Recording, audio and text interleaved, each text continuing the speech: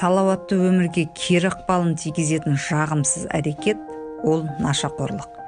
Нашақорлық есірткі заттарға патологиялық дағдыланудың нәтижесінде пайда болатын созылмалы ауру.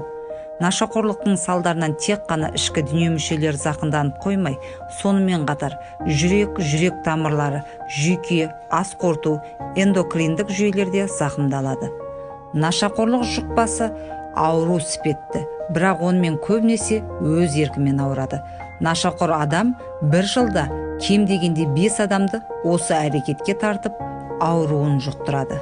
Бүгінгі таңда Қазақстанда ресми дерек бойынша есірткі тұтынушы ретінде тіркелген 48 мың адам есепте тұр.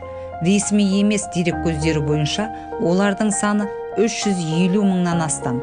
Есірткіге тәуелділердің арасында 27% 12-16 жастағыларды құраса, 42% 17-26 жас аралығындағы, яғни жастар.